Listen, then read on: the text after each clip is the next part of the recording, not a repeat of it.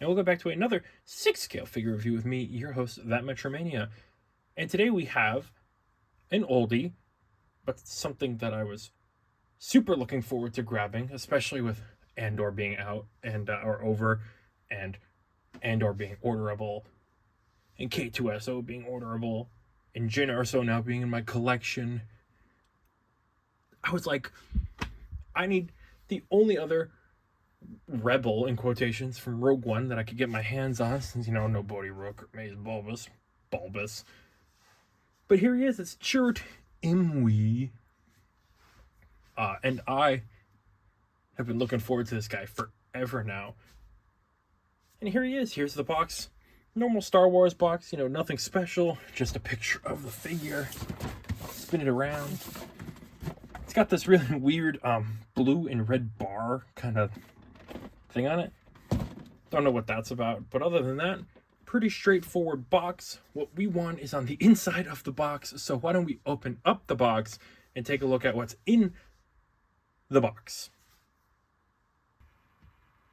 So here he is, fresh in quotations, out of the box, and he looks awesome. He's got this very different Star Wars design. It's a lot more martial artsy, which is pretty much his character in a nutshell, and it looks really good. I love it because it doesn't feel too out of place in the Star Wars universe, but at the same time it's distinct and it feels different, and it fits the character really well. Obviously this is a figure from like 2016, so it is a little older than most other figures, but it really doesn't show that age, at least from what I'm seeing so far, because it's held together really well, at least from the initial point of view. And all of the fabric looks good, and the sculpt still looks pretty good. So I'm really excited to take an even closer look at this, and hope and pray that one day Baze Malbus comes out, so we can finally at least have a little bit of closure to the Rogue One line. But Rogue One 10 years next year, so maybe they'll finally wrap up the rest of the figures. We'll just have to wait and see. But for now, let's get him off the spinning turntable and talk about him and all of his cool accessories.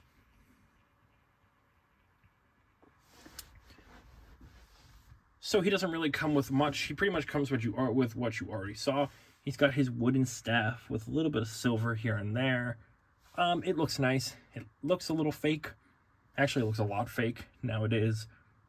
The paintwork is very plasticky. Let's see if I can... It's not bad, but it definitely looks aged. It kind of looks like a Tootsie Roll color. But, I don't think people are going to look too into the wood part of the staff. They'll probably just go, oh, it's a wooden staff, and call it a day. He's also got his weird... I don't really know what to call this. It's kind of like a bowcaster from, like, the Wookiees, but, like, it's not really. It's like a weird crossbow bow thing, and it extends, and he shoots it sideways. It's really weird, but it's got this beautiful design to it. It's got this gold with like almost like steampunky gear shapes on it. You can spin and doodah and stuff. It's got like an elegant look to it. I love it. It's such a nice thing, but it's such an awkward thing at the same time, because in like the movie, he shoots it like this. It's really awkward, but I do really like the way this looks. It'll probably just end up staying on his back because I like him holding the staff a little bit more, because he is blind. Well, let's talk about Captain Blind here, and talk about my favorite thing is he'll never need rolling eyeballs because he's blind. I'll never have to worry about a 2.0 with rolling eyeballs because he's blind. People complaining that the new Matt Murdock Daredevil needs rolling eyeballs, it feels foolish because he's blind, and I feel like it's a waste of my time, especially because he's going to be wearing glasses the entire time. You'll barely even notice it. I get it, he does have some eye expression, but still, he's blind.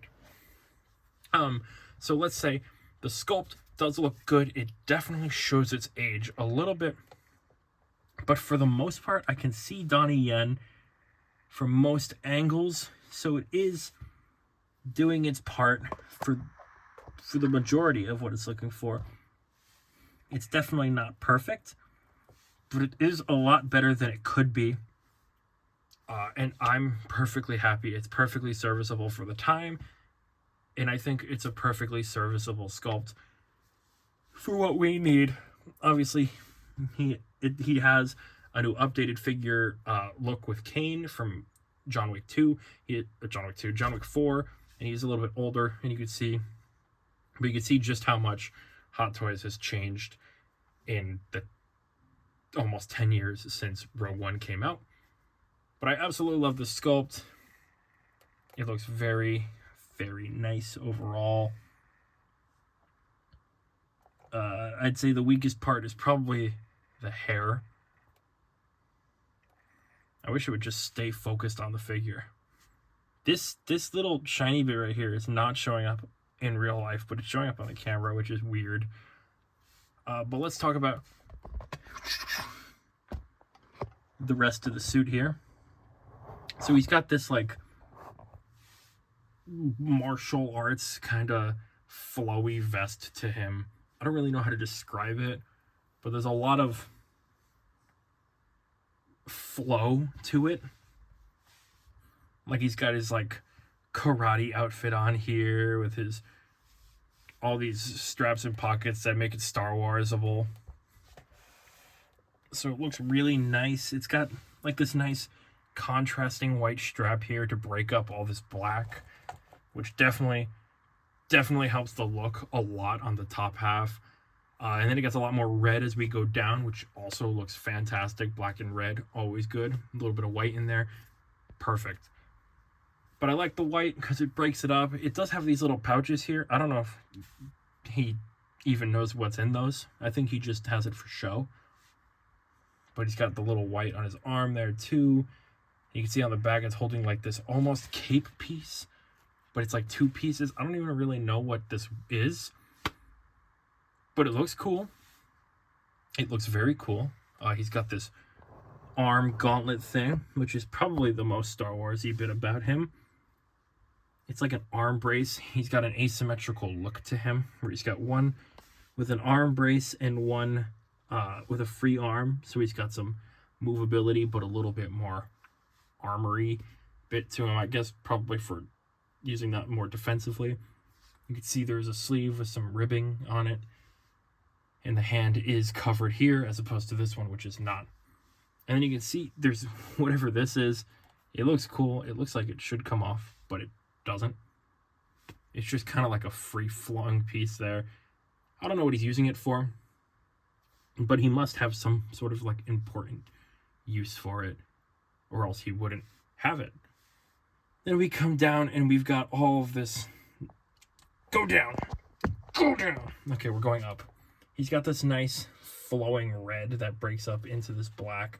There's like a line here, like track pants, which is kind of funny. But I love this red here. It's a nice maroonish red that definitely breaks up the black, especially back here where it kind of like mixes together. You can see we got the straps here that are a bit of red and a bit of black. I absolutely love the way this looks. That red really helps his outfit stand out a lot more. Like if it was just all black with some white splotches, it would be cool. But the red really helps it distinct itself, because then it does go back to that black. But the little bits of red here definitely help make this outfit stand out that little bit more. And then he's got, like I said, this weird cape thing in the back. And then from there, it's pretty much just regular, like, loose, free-flowing pants. And then his boot shoes, which are an interesting design. You can see they're like leather shoes without shoelaces. He's blind, I guess, so he needs to be able to slide them on with no problem. Which, you know, is fair. I don't think many blind guys who can do martial arts are able to tie their shoes, I guess. You can do martial arts, but you can't tie your shoes. So there's that. But all in all, I'd say pretty nice piece. There's a lot, like I said, going on in this outfit, but it's simple in the a lot going on in this outfit department. So I love that, because it's not overly complicating. Because there's like overly designed outfits, and then there's simply done outfits that have some design features that could feel overly designed, but feel properly put together in a way that makes the outfit pop, and it's just good character design. I'd argue.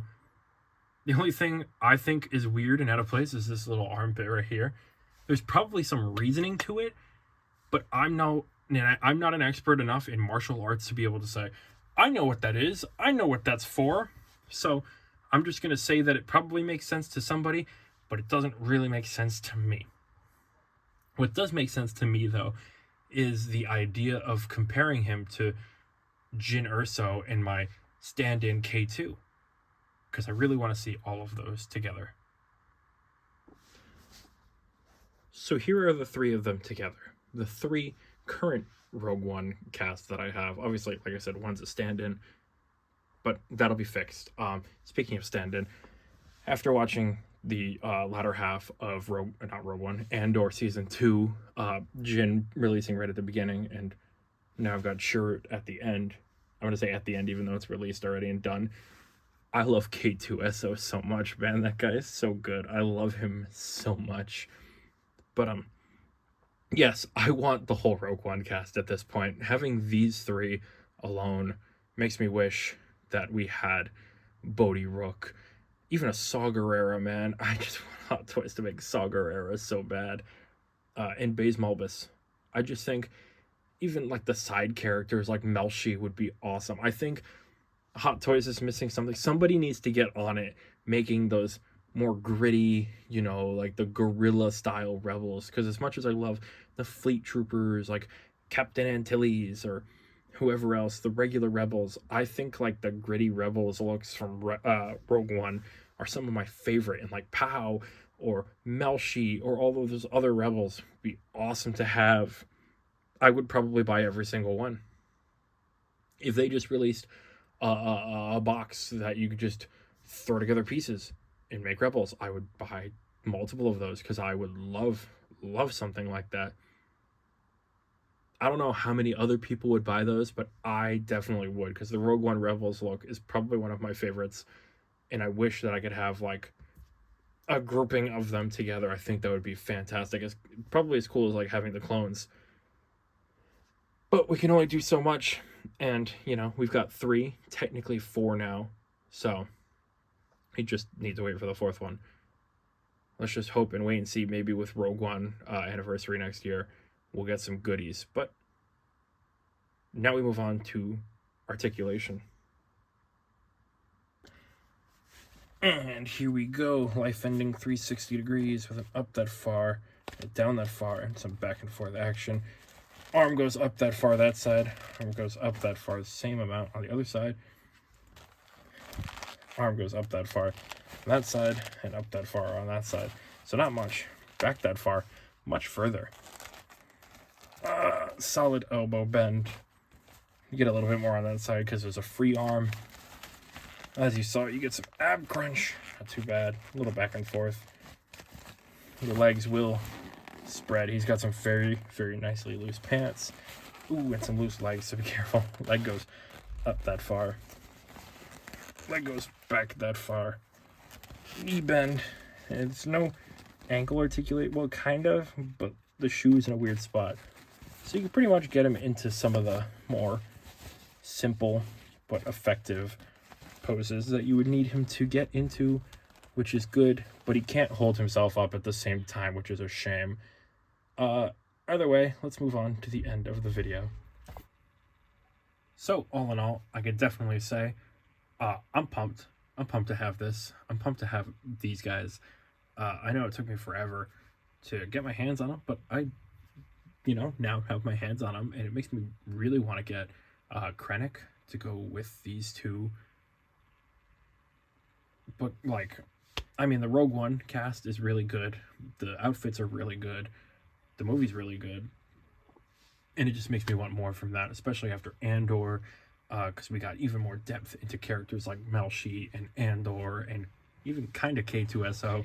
So it really makes you love these characters and everything that's going on with them. So I definitely want to see more of them in the future. Again, really, really banking on next year. So hopefully, I mean, if we could get Poe Dameron, anything's possible at this point.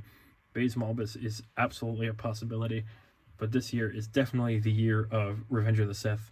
So we'll let them have their time and hope that eventually we get some, again, original trilogy, in quotations, love in the near future. But definitely a worthwhile pickup in the long run. Definitely happy to see that he will be increasing or being added to the shelf here really, really shortly. If you have this guy, let me know how you feel about him.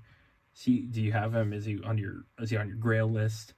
I know the next big Grail for me, I think, at this point would be probably Tarkin, because Tarkin or Krennic, because now I have him.